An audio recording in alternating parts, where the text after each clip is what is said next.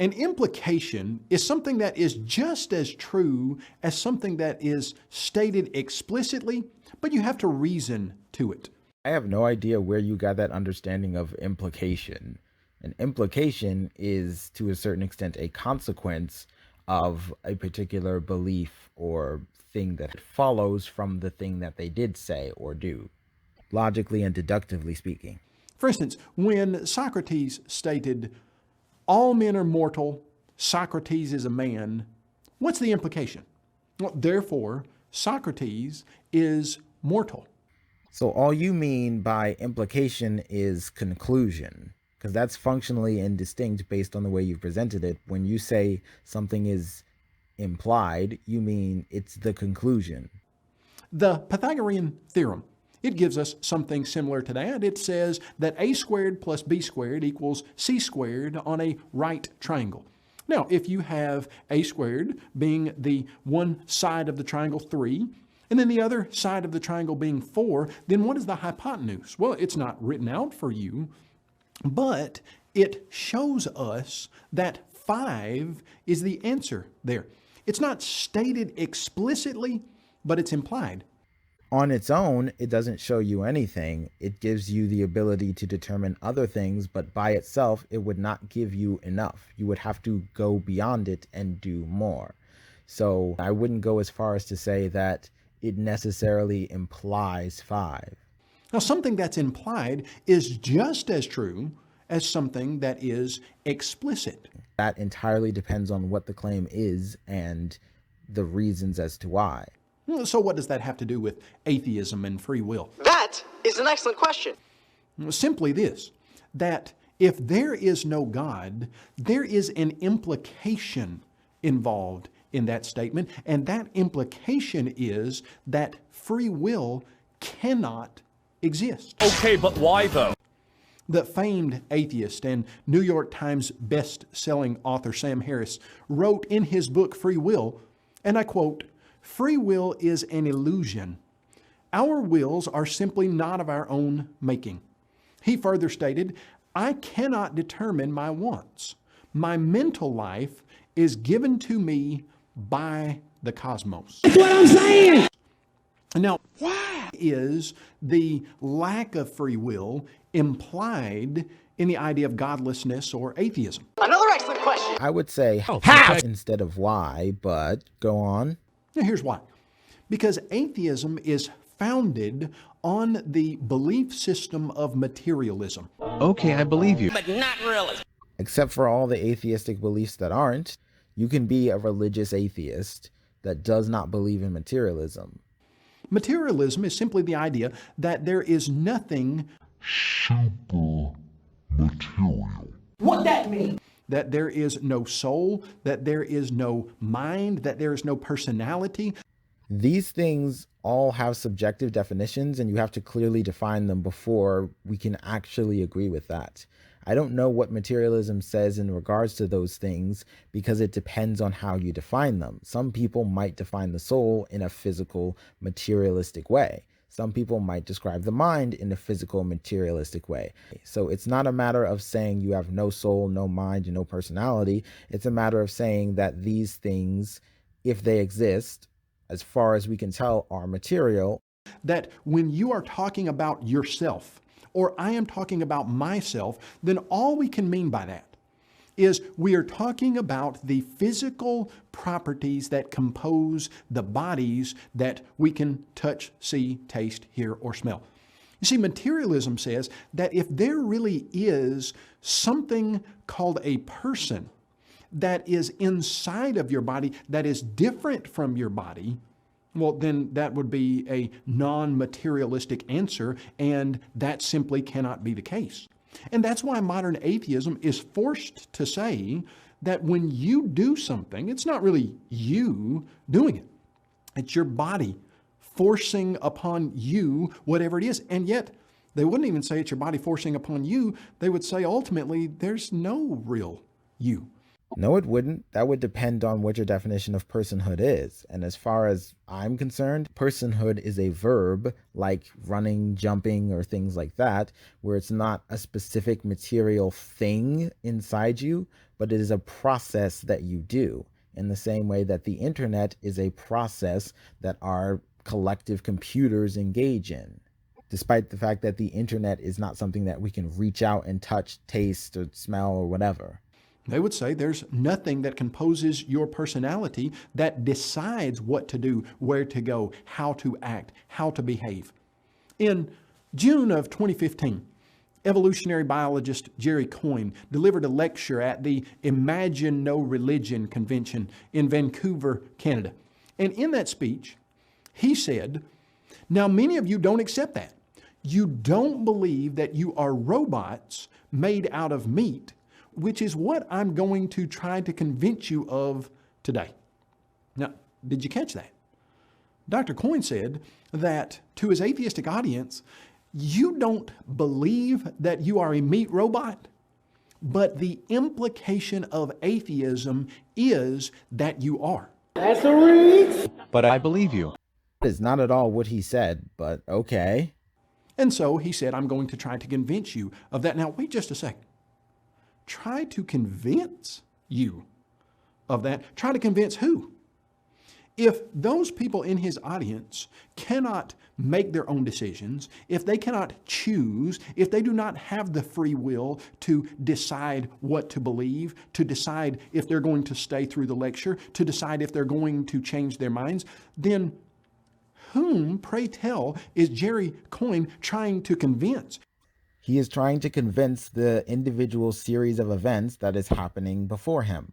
So, to better bolster the point, it is not simply that these people cannot make decisions. It is that their decisions are determined by a variety of factors outside of their control. And he is attempting to be one of the factors that determines whether or not they believe a particular thing.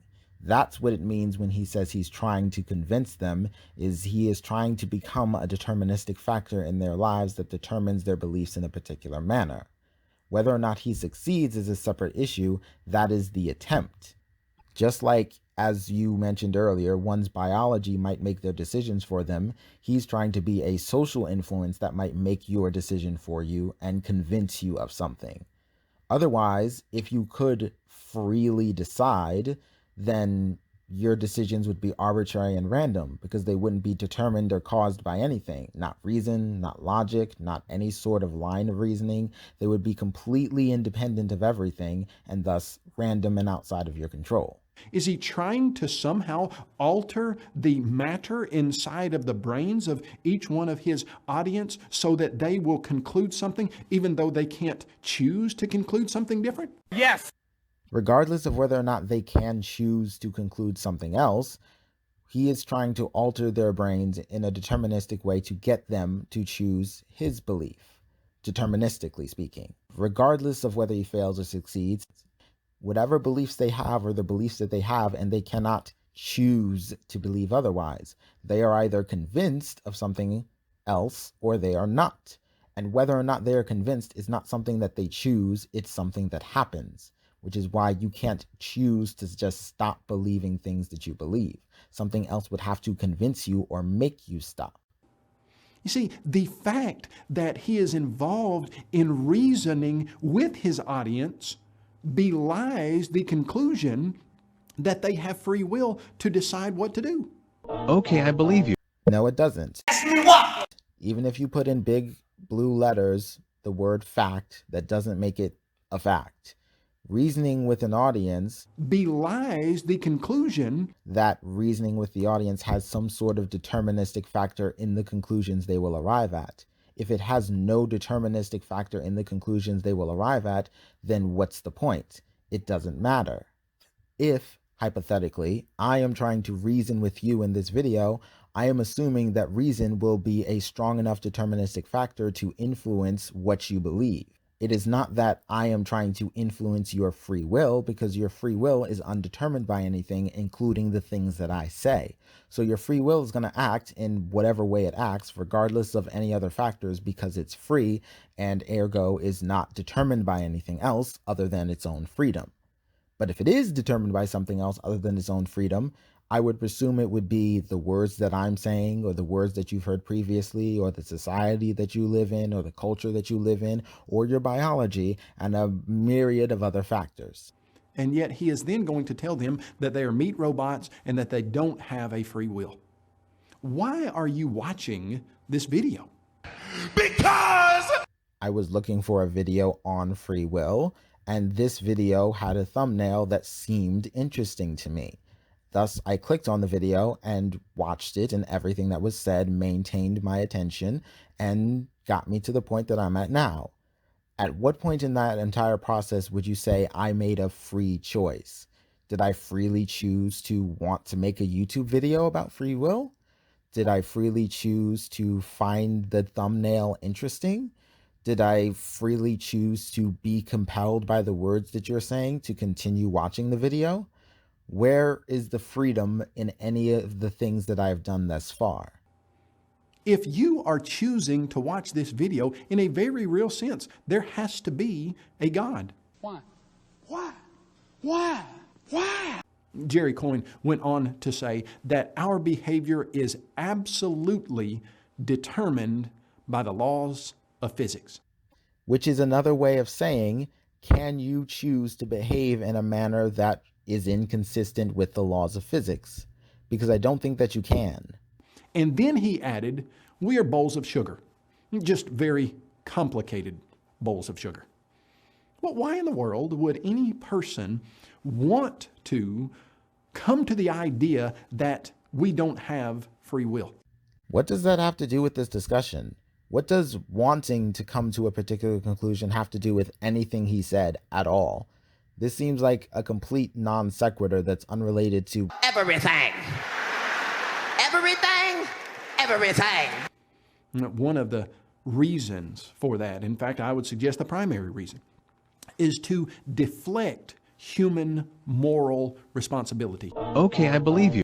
Oh, now I see what you're doing. What you're trying to do is say that he's just saying that because that's what he wants to believe so that he can get rid of moral responsibility, despite the fact that if you don't have free will, no one has control over what they hold someone else morally accountable for. If we live in a world with no free will, you could argue that the person who robs the bank is not morally culpable, but then I could argue that the police don't have the free will to not hold that person morally culpable. Nobody has free will in that scenario, so no one can do anything different than what they already would do. You see, if you are just atoms banging around in a body, then what you do, well, you can't be held responsible for. Okay, I believe you. Again, I hear this term a lot, held responsible, but it's never quite clarified to me. The only thing that I can assume you mean that has any actual pragmatic value would be enact punitive measures against as a deterrent.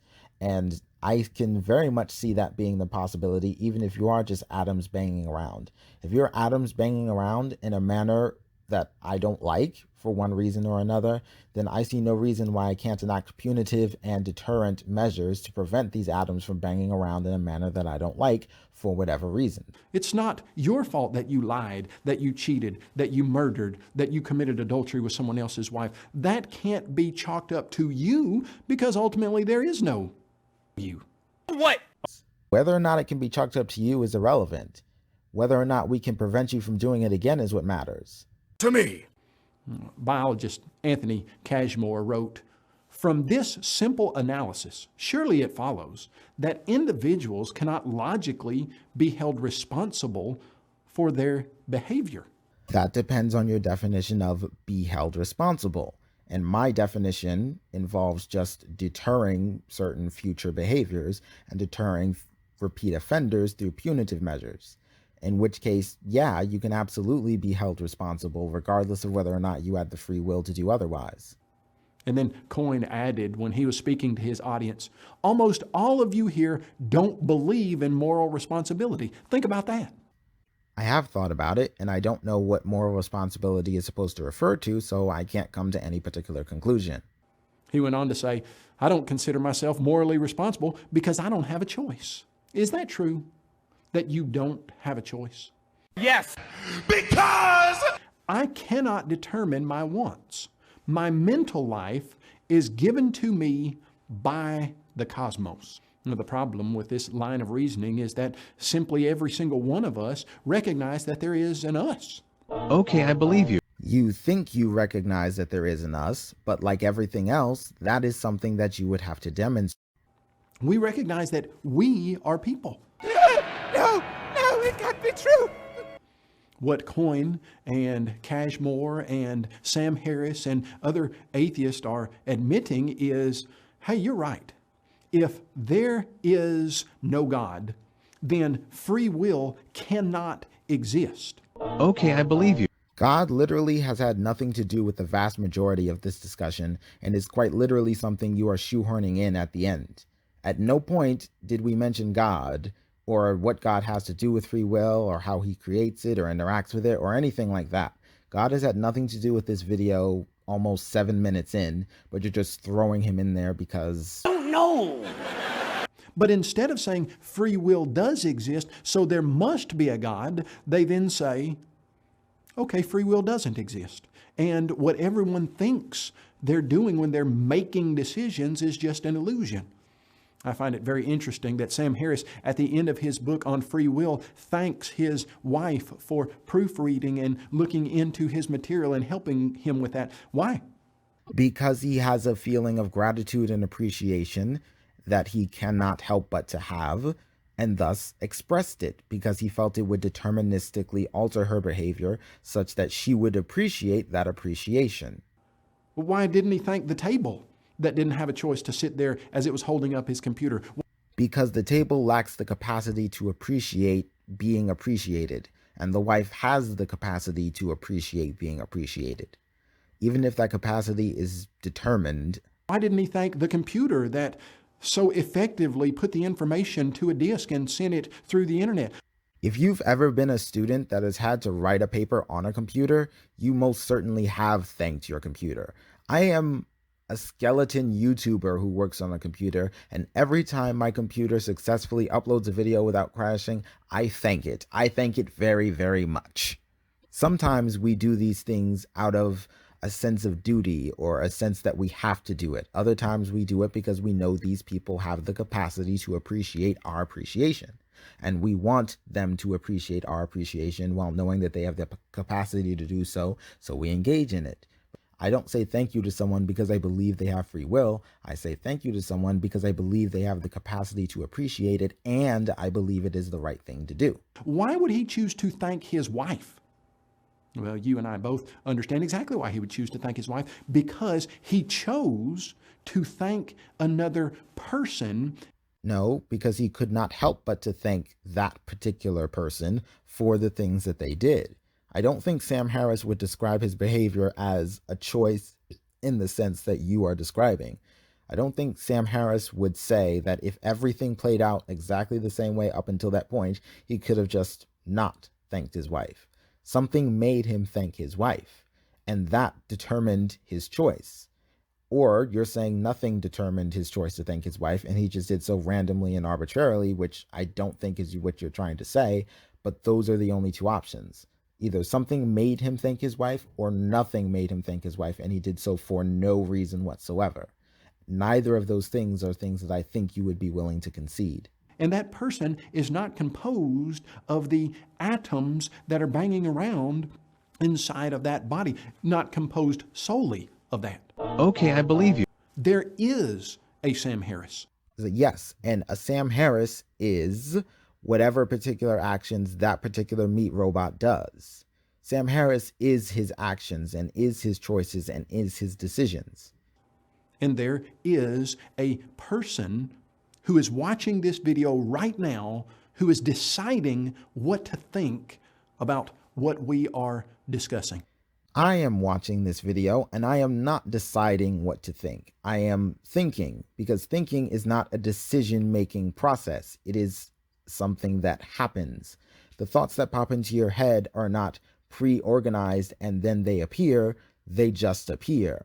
As you say things, I have certain mental reactions in the same way that as you touch something that's hot, your body reflexively moves away from it. It didn't decide to do that. It was an immediate response. And that seems to be how our thoughts work. We see things, we look at things, and then our thoughts come about. Presumably, I had a reason for my choice, and that reason determined my choice, not me. Right? Please tell me that's what you're going to say. No joke, really.